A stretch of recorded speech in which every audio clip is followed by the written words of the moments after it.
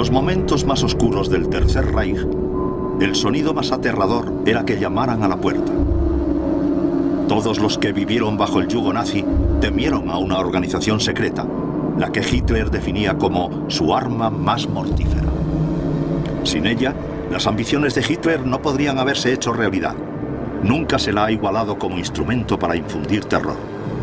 Y aún así, hasta ahora, no se había contado toda su historia. Se llamaba la Gestapo. La Gestapo. La Forja.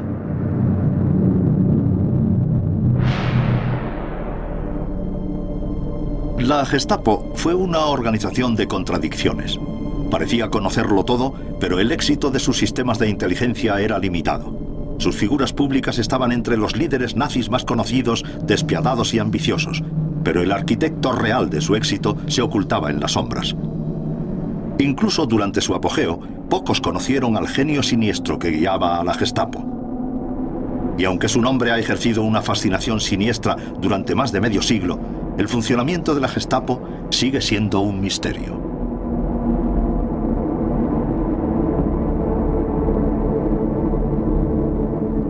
Pero existen pruebas, testimonios que provienen del mismo centro de la maquinaria de la Gestapo. Agentes dobles y espías de la resistencia añaden sus voces a las de las víctimas del régimen. Muchos están muertos, pero sus palabras, registradas en cuadernos y diarios y escenificadas aquí, siguen vivas.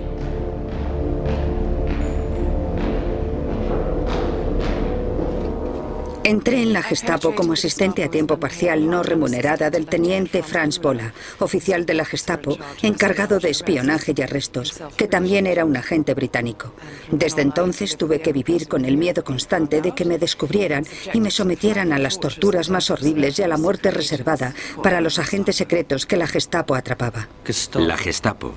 La misma palabra tiene una resonancia especial en el mundo. Cuánta sangre, cuánta miseria, cuánto dolor, pero sobre todo cuánta crueldad está asociada a ella.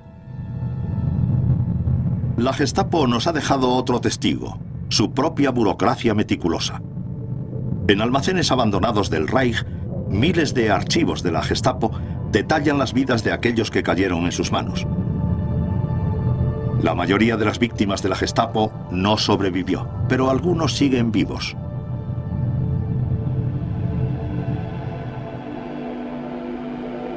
Milo Dor fue arrestado por la Gestapo en 1942 cuando tenía 19 años. Le interrogaron y torturaron casi hasta matarle. Todo está registrado punto por punto en su ficha. Gestapo 4C. Con números romanos, debido a actividad subversiva. Dios mío. ¿Es la primera vez que ves su foto? Es la primera vez que veo el original. Me pone muy triste ver todo esto. Me recuerda a esa época terrible.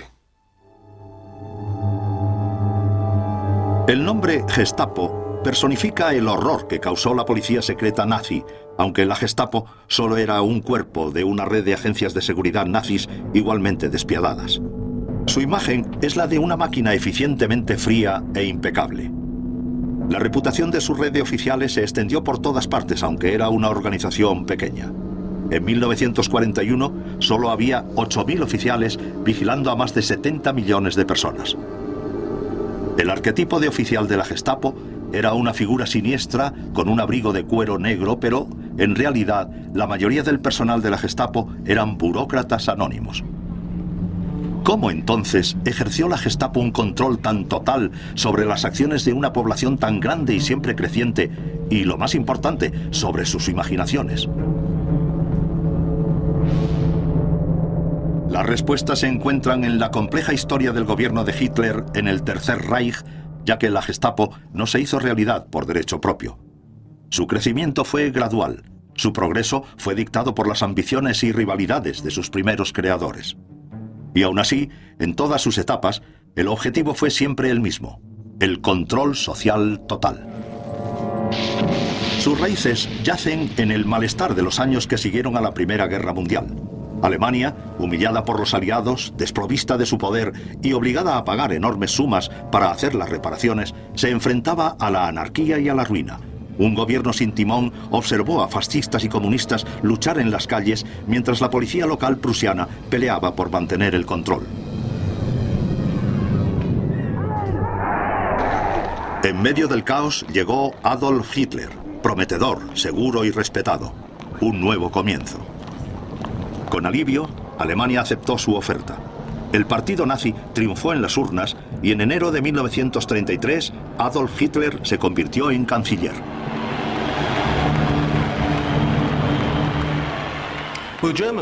Bueno, la respuesta del pueblo alemán a la agitación política y a la violencia callejera fue de desasosiego extremo, naturalmente.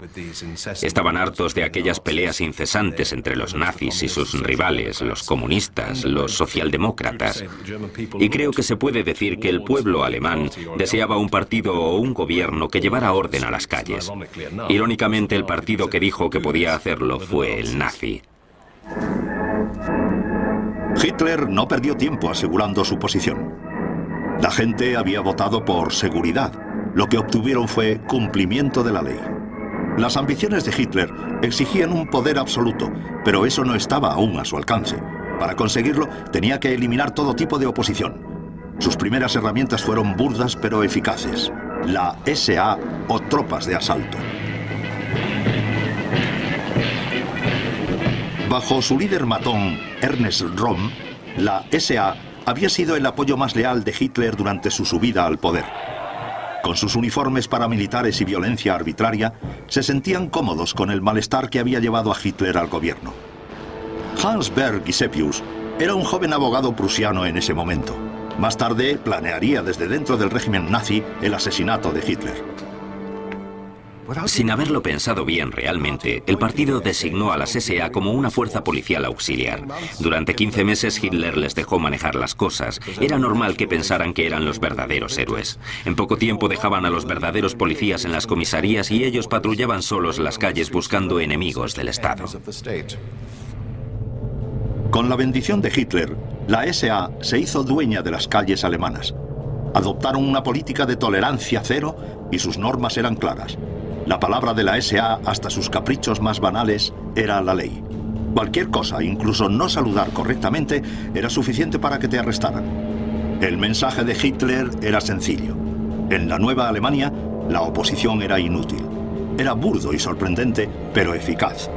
Y su posición inflexible fue la base de lo que vendría después. Hitler ya había tomado el control de los periódicos. Aparecían historias horribles constantemente sobre la amenaza marxista, donde se destapaban supuestos complots y se fomentaba el miedo. La SA se tomó esto como un permiso para hacer de cualquier organización su objetivo. Fue toda una experiencia. Para mí, fue algo muy significativo. Todos los niños estábamos en la Casa de los Halcones, así nos llamaban. Los halcones socialistas.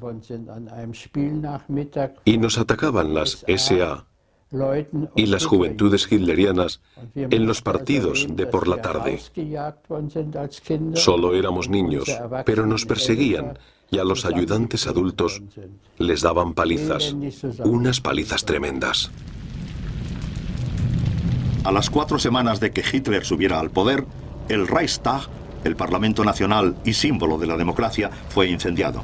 En mitad del escándalo, Hitler culpó a los comunistas llamándoles plaga asesina y asegurando que Dios había ordenado que les aplastaran con puño de hierro.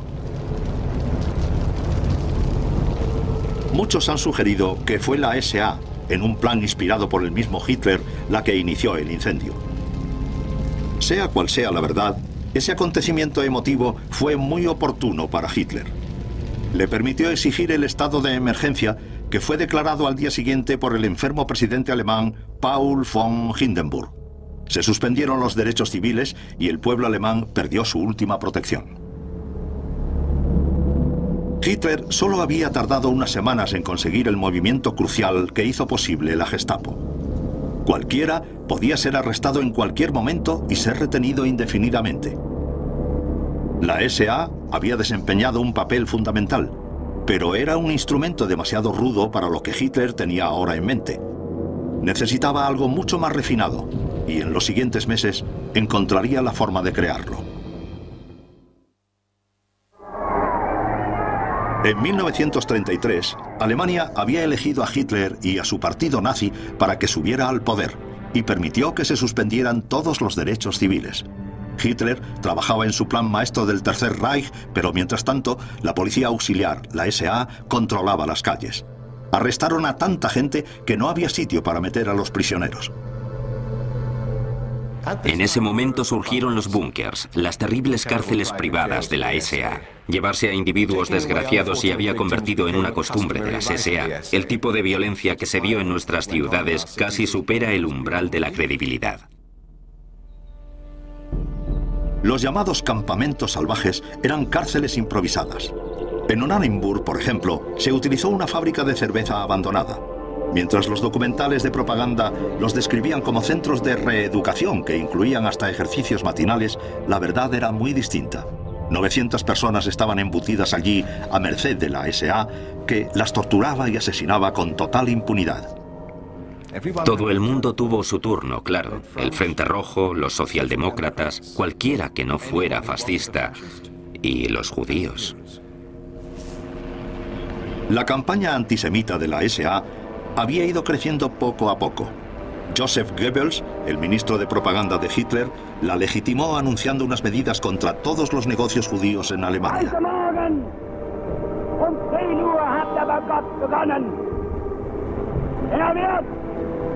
Bis die Mitternachtsstunde fortgesetzt.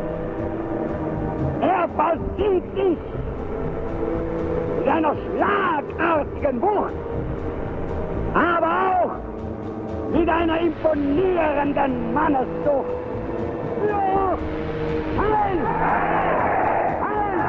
La SA no necesitaba más ánimos. Su comportamiento se volvió aún más abusivo y fueron los judíos los que lo sufrieron. Hasta los que apoyaban a Hitler quedaron sorprendidos y en el extranjero estaban horrorizados. Hitler les frenó. Ya habían cumplido su parte. La policía normal volvió a las calles. Porque Hitler trabajaba en un plan más grande. Había visto la eficacia de la SA controlando a la oposición. Pero también era consciente de su burda autoindulgencia, de sus líderes corruptos y de su falta de disciplina. Esa no era la imagen que quería proyectar. Sabía exactamente lo que quería, algo que pudiera extender el miedo que había creado la SA y refinarlo. Una policía secreta y política obligada a servir al Führer, al partido y al Reich.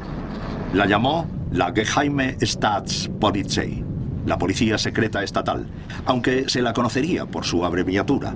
Una palabra que se convertiría en sinónimo de miedo, la Gestapo. Hitler ya tenía unidades de seguridad y vigilancia colocadas como procedimiento, pero la Gestapo sería algo distinto. Sería secreta, pero muy conocida. Las nuevas fuerzas tenían el cuartel general en la calle Prinz Albrecht, en Berlín. Al principio solo tenía jurisdicción en la gran provincia oriental de Prusia y solo había 200 oficiales, todos con una educación muy buena. Como líder, Hitler había elegido a Hermann Göring, entre los más ambiciosos y vanos de todo el grupo interno nazi. Göring protegió su poder ejecutivo de la fuerza policial en Prusia con ahínco. La Gestapo era su niño mimado porque él sabía bien que guardaba la llave de su poder. El Führer disfrutaba leyendo sus informes secretos muy dramatizados y exagerados. El expediente de Göring era simple, buscar la oposición allá donde estuviera. Pero los principales enemigos de los nazis, los comunistas, los socialdemócratas y los sindicatos, habían pasado a la clandestinidad para entonces. Para encontrarlos necesitaría habilidad, la habilidad de una policía entrenada. Göring se aseguró de que la nueva fuerza supiera que iba a ser un trabajo policial distinto, no iban solo a perseguir criminales. Und alle diejenigen, die ausschließlich wegen ihrer roten oder schwarzen Gesinnung und zur Unterdrückung aller nationalen Bestrebungen in Amt und Würden sitzen, hinausgehen. Pero Göring enseguida tuvo competencia en Heinrich Himmler y en Reinhard Heydrich, dos nuevas estrellas en la jerarquía nazi que miraban con ojos golosos a la nueva organización. Himmler llevaba al lado de Hitler desde los primeros días en Múnich, capital de la provincia sur de Baviera, donde todo el movimiento nazi había comenzado una década antes. Allí lideró las SS, el servicio de seguridad personal de Hitler. Bajo su mando, las SS se habían expandido, haciéndose con la policía bávara. Y no resulta sorprendente que se interesase en el desarrollo de la Gestapo, al igual que su compañero y líder de las SS, Reinhard Heydrich, un joven nazi listo y ambicioso.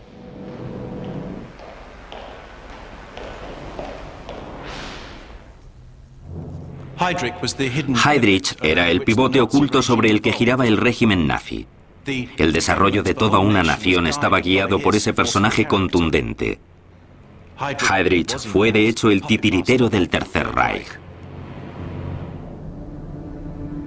Himmler y Heydrich reclutaron a un tercer miembro para el equipo, un profesional formado en el que confiaban ciegamente. Policía dedicado y con experiencia, Heinrich Müller estaba destinado a tener una profunda influencia en el futuro de la Gestapo.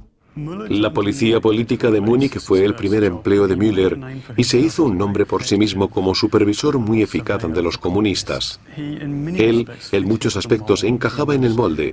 Era ambicioso, despiadado, dedicado, obediente, y aunque no era nazi antes de 1933, Heydrich y Himmler dejaron muy claro que ese era el tipo de persona con la experiencia que necesitaban. Müller no era como sus jefes inmediatos. Rechazaba los símbolos de poder en favor de un profesionalismo total y centrado. Cualquier forma de conversación con él era casi imposible. Por su parte, consistía en preguntas formuladas de manera tan fría que parecía más un interrogatorio. Una vez me dijo, se debería llevar a todos los intelectuales a una mina y luego volarla. Incluso cuando los principios de la Gestapo se estaban estableciendo en Berlín, el trío de las SS en Múnich ya se estaba embarcando en un nuevo plan que desmarcaría la política nazi de todo lo que habían hecho antes. Basándose en la idea de los búnkers, estaban trazando un campamento cerca de Múnich en un suburbio llamado Dachau. Aquí las SS iban a concentrar a todos los que se considerara enemigos del Estado. En el verano de 1933, el plan había despegado. 26.000 personas habían sido internadas en campos por toda Alemania, varios miles de ellos en Dachau. Anna Pröll era miembro de un grupo de la resistencia.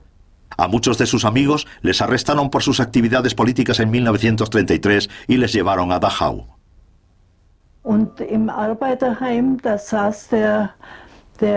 El comunista Leonhard Hausmann estaba en la Casa de los Trabajadores. Le hablé de los carteles en las marquesinas que Hitler era canciller del Reich. Entonces guardó algunas cosas y se marchó de la oficina.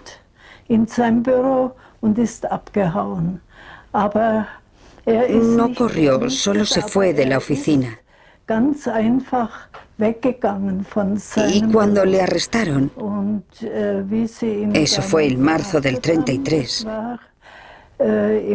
se lo llevaron a Dachau, donde le fusilaron el 17 de mayo.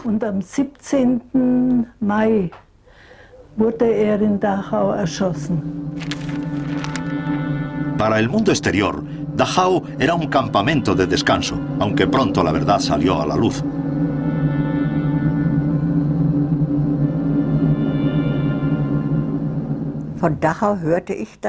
Oímos que Dachau no era un campo de reeducación como siempre nos habían dicho.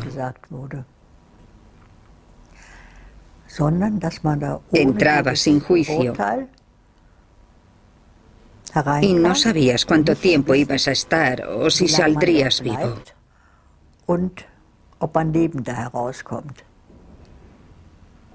Oímos que a la gente la torturaban allí dentro. Les daban palizas y que podías hasta morir allí. Los presos de los campos de concentración eran oficialmente retenidos en lo que se llamaba custodia de protección. La custodia de protección en el Tercer Reich significaba que la Gestapo llamaba a tu puerta a las 3 o las 4 de la mañana y se te llevaban sin dejarte coger ropa o efectos personales, sin dejarte siquiera decir adiós a tus seres queridos. Y te llevaban a un campo de concentración donde inmediatamente había un proceso de casi deshumanización. Me llevaron en custodia de protección. Protegían a la sociedad de nosotros, en vez de al revés, y no necesitaban pruebas ni nada para hacerlo. Podían mandarte a un campo de exterminio sin nada. No necesitaban nada para hacerlo. En los campos de concentración, el trío de las SS había creado el castigo definitivo para los disidentes. En Berlín, la Gestapo estaba montando una maquinaria súper eficaz para detectarlos. Para Himmler y Heydrich, con ansias de poder, la perspectiva de obtener el control era irresistible. Las relaciones entre los matones de Hitler en la nueva Alemania nazi era una lucha constante por el poder en un terreno siempre cambiante. La técnica de Hitler para controlar a sus subordinados era fomentar la rivalidad entre ellos, avivando sus inseguridades, cambiando de favorito. El resultado fue una potente mezcla de paranoia, conspiración y contraconspiración. Gradualmente, Himmler organizó su estrategia para hacerse con la Gestapo.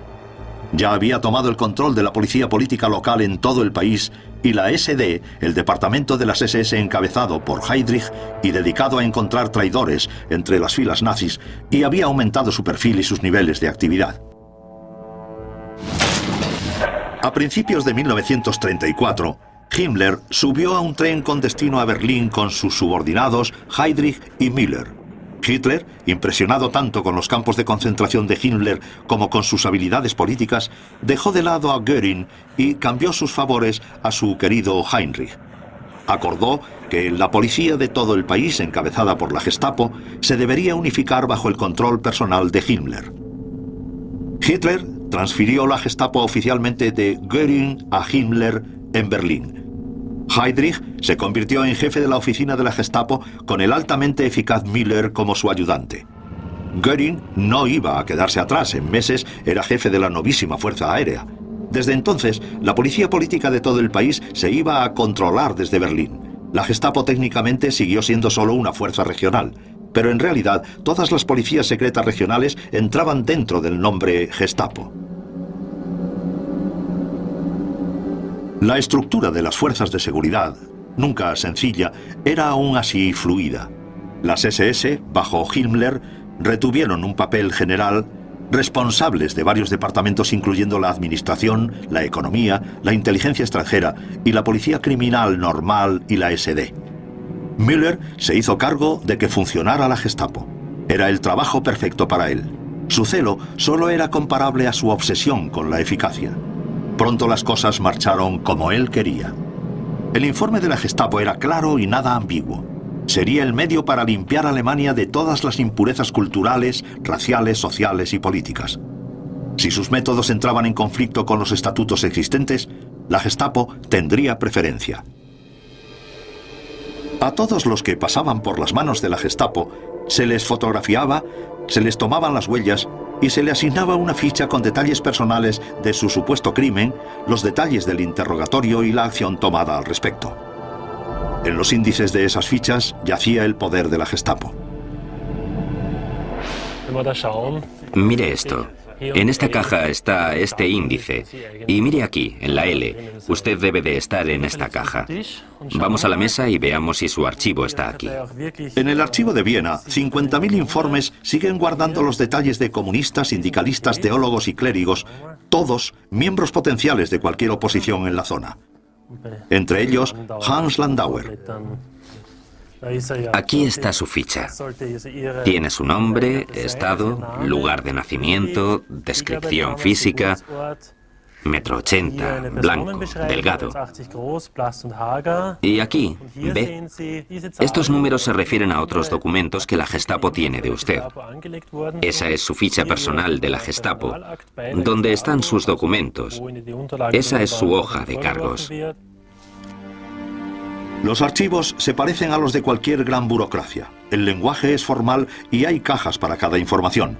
Es como si la apariencia oficial del papeleo legitimizara las acciones que tan concienzudamente registraba.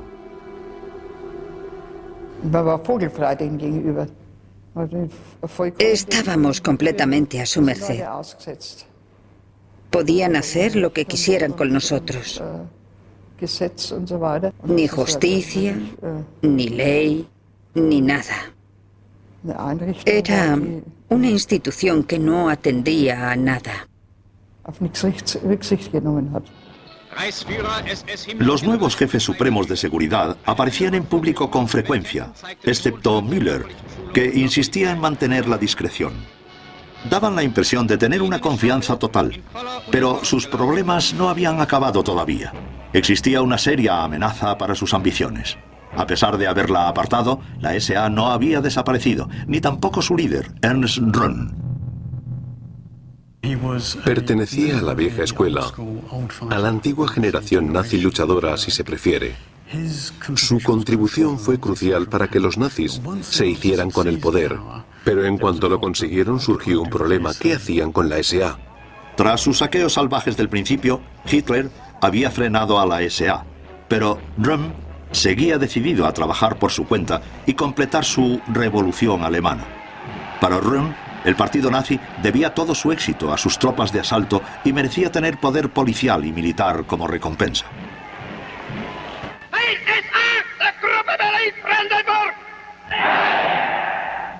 Das es mit das Verdienst jetzt einzeln nicht der einfachen SA-Mannes ist, wenn heute ein anderes Deutschland Welt gegenübersteht. Sieg! Sieg! La situación se complicaba por el hecho de que Röhm era uno de los pocos que tenía confianza con Hitler. Era el jefe de personal de Hitler. En público, Hitler apoyaba a Röhm en sus aspiraciones.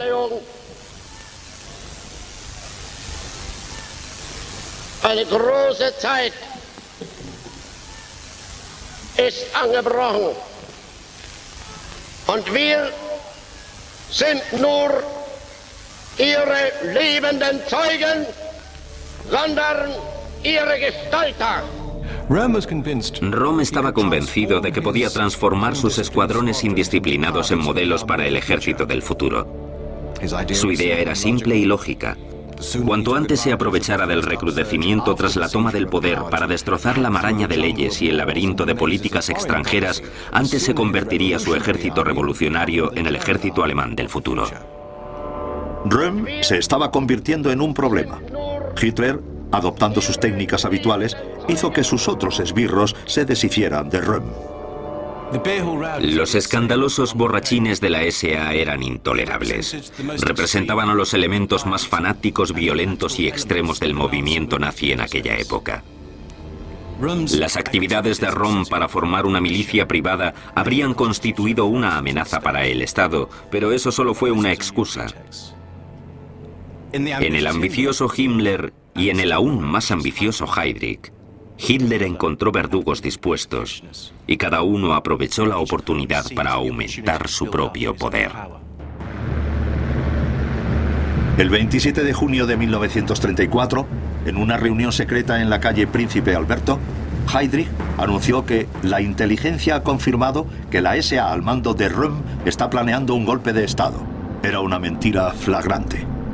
Heydrich y Müller coordinaron una llamada contraoperación desde el cuartel general de la Gestapo. Heydrich preparó una lista firmada por Hitler de aquellos a los que fusilarían.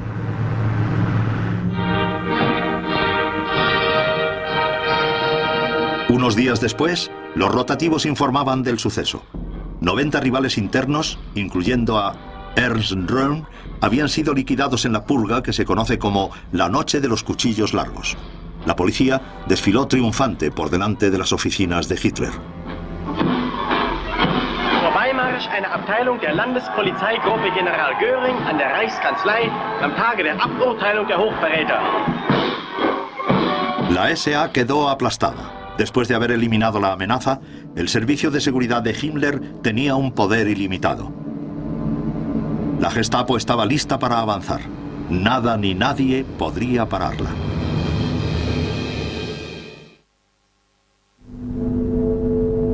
Hitler, Himmler, Heydrich y Müller tenían ahora el control total de la seguridad de Alemania. La policía política del país, bajo las órdenes de la Gestapo, estaba ya reprimiendo toda forma de disidencia. Bajo el mando de Müller, que había hecho un estudio de la famosa policía secreta soviética, la Gestapo estaba estableciendo sus métodos característicos. Todos estaban diseñados para difundir el miedo. Johann Swerth formaba parte de la poca oposición que quedaba, imprimía y distribuía panfletos y conseguía fondos para la guerra civil en España. Acababa de entrar en mi piso cuando aparecieron dos hombres armados en la puerta. Me llevaron directamente del piso a la cárcel, a la de la policía. Sabían mucho sobre mí porque habían estado interrogando a gente. Entonces fue cuando empezaron a pegarme en la cara. Me pegaron durante 1 hora. Es terrible cuando no sabes, cuando te sacan de tu celda, qué es lo que te va a pasar.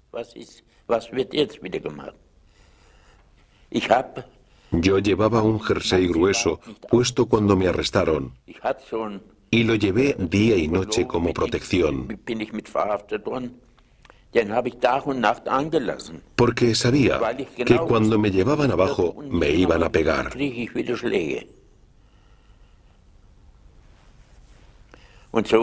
Así siguieron durante días, día y noche, día y noche. Johann Swerth pasó por 14 cárceles antes de que le liberaran en 1945, 10 años después. 5 de esos años los pasó en confinamiento aislado, interrumpido solo por los interrogatorios de la Gestapo. Aún así, Swerth es uno de los afortunados. Pocas de las víctimas de la Gestapo sobrevivieron. En la propaganda, sin embargo, los agentes de la Gestapo aparecían como los guardianes del pueblo, allí para servir. Los carteles mostraban a la policía como amigos y ayudantes, como protectores de la sociedad de las fuerzas oscuras que la amenazaban. Hasta aparecían en los juegos de los niños.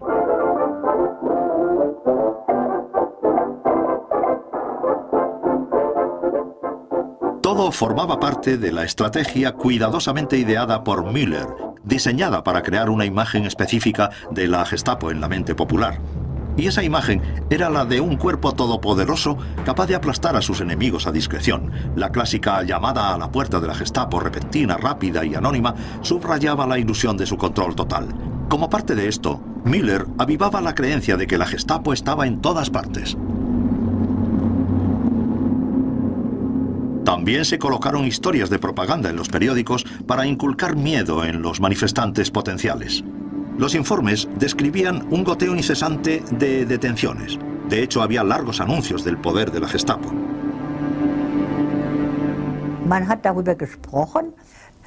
Hablábamos de cómo la Gestapo observaba a la gente y se aseguraba de que nadie decía nada malo sobre el régimen. La gran baza de la Gestapo era la publicidad. O más específicamente, la propaganda que la rodeaba. El mito de que la Gestapo estaba ahí, que estaba en todas partes, para que cuando cualquier alemán hiciera un comentario siquiera un poco contrario al régimen, mirara sobre su hombro, y se conocía como la mirada alemana, Die Deutsche Blick. De hecho, el conocimiento de la Gestapo era menos completo de lo que implicaba su imagen meticulosamente cuidada. Pero la acumulación de información seguía siendo mucho mayor de la que se podría esperar de un grupo tan pequeño de oficiales. ¿Cómo lo hacían? La respuesta está en estos archivos. Meticulosamente cuidados, recopilaron millones de fichas con información personal. Y la mayoría de esta llegó a la Gestapo por informadores. Fue el público alemán el que hizo gran parte del trabajo de la Gestapo. Los oficiales estaban encargados sobre todo de analizar y cotejar los datos que llegaban. Dije, ¿qué te pasa? A un sastre de unos 50 años. y me dijo que su hija les había denunciado a su mujer y a él. Quería casarse con un hombre de las SS y los padres no querían, así que fue a la Gestapo y arrestaron a los padres. No eran solo temas personales. Había mucha gente más que dispuesta a denunciar a sus vecinos si hacían comentarios en contra del régimen de Hitler. Algunos lo hicieron con la creencia de que el futuro de Alemania era más importante que el destino de los individuos. Otros lo hicieron por envidia o venganza. Y aún más, lo hicieron para salvarse a sí mismos o a sus familias. Como se sabía que las sospechas de la Gestapo llevaban a los campos de concentración, la palabra de un oficial era todo lo que se necesitaba. Y enseguida todo el mundo supo que la Gestapo igualaba la piedad con la debilidad y consideraba la debilidad fatal para el régimen.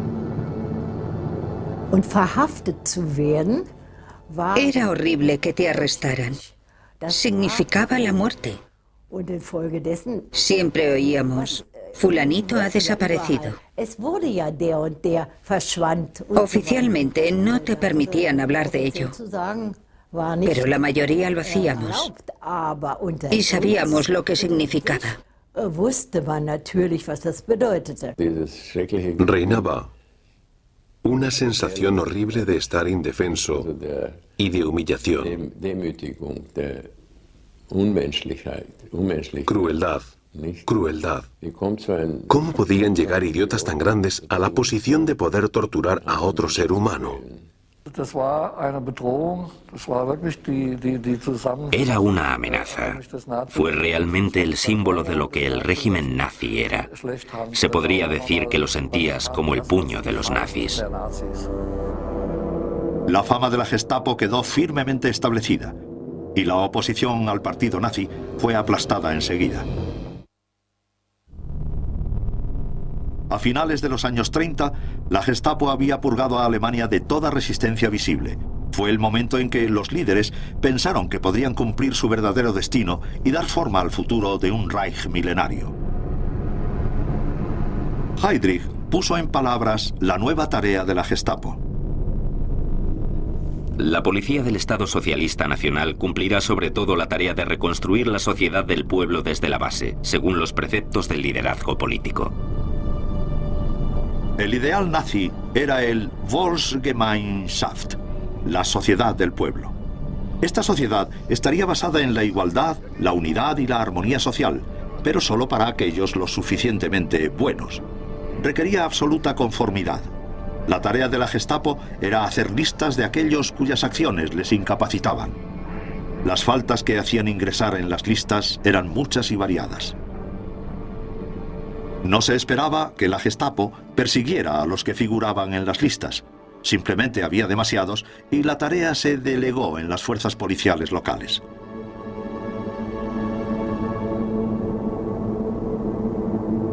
Uno de los grupos que aparecían en las listas fue el de los judíos.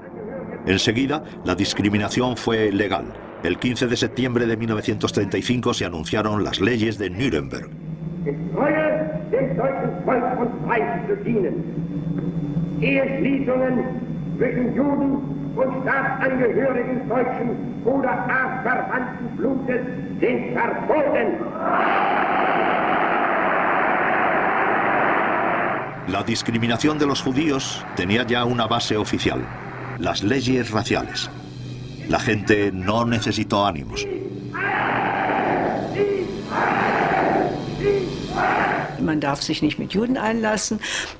No te estaba permitido mezclarte con judíos.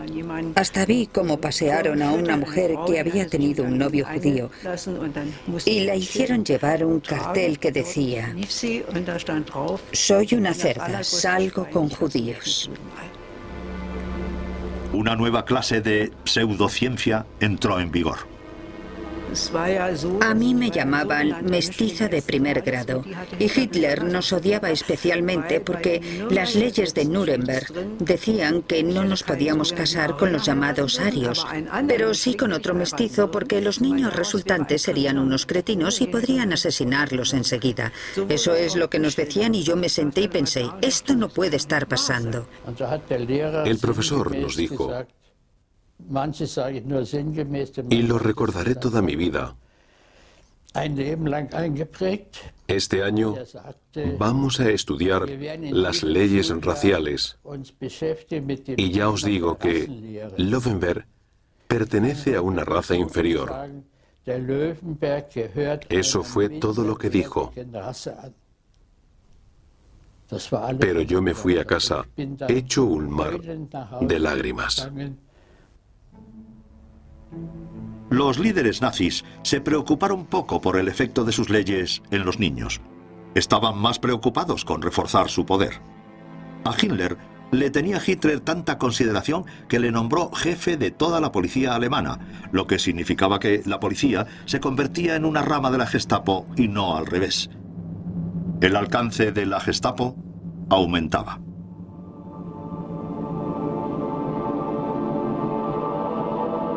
La Gestapo era tan efectiva en sus tareas nacionales que a finales de los años 30 estaban listos para extender sus alas. Y Hitler tenía preparado un nuevo papel para ellos. Tenía planes para expandir el Tercer Reich y la nueva conquista tendría que aplacarse. Hitler asignó a la Gestapo la tarea de desmantelar toda resistencia en el extranjero. Heydrich preparó los planes. La Gestapo acompañaría a las Fuerzas Armadas alemanas, la Wehrmacht, en sus primeros movimientos por el extranjero, por el territorio de los vecinos más simpatizantes de Alemania. Müller asignó a sus oficiales de mayor confianza la composición de listas secretas de los que podrían causar problemas. Serían detenidos y eliminados en cuanto empezara el movimiento militar. Austria, en marzo de 1938, fue la primera en quedar anexionada.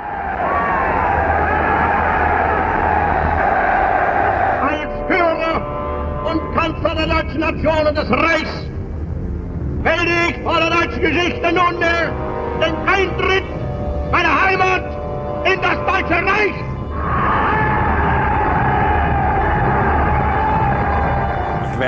Lo único que sé es que en la primera noche detuvieron a las antiguas autoridades de entre 1934 y 1938 y a todos los de la izquierda, comunistas, socialdemócratas y liberales. Apenas unos meses después, el ejército marchó sin oposición por los Sudetes, la parte germanoparlante de Checoslovaquia. Al igual que Austria, lo veían como territorio nacional a pesar de estar en otro país y la anexión se realizó sin percances. Allí la Gestapo también llegó con sus listas.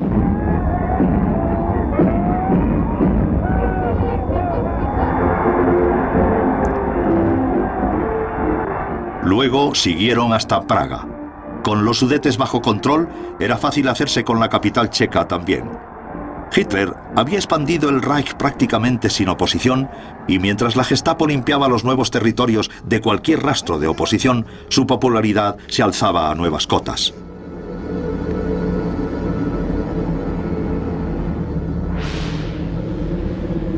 Pocos esperaban que Hitler detuviera allí su agresión.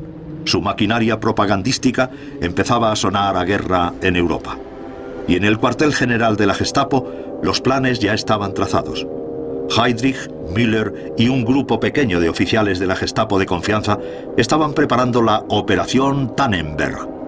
Era un complot brutal y despiadado con la intención de engañar tanto al público alemán como al mundo entero.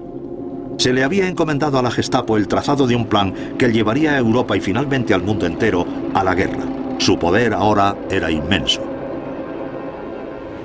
Al comienzo de la guerra, la Gestapo manejaba un enorme aparato de terror que tenía hilos extendidos por toda la sociedad alemana. Había aplastado a la izquierda con eficacia.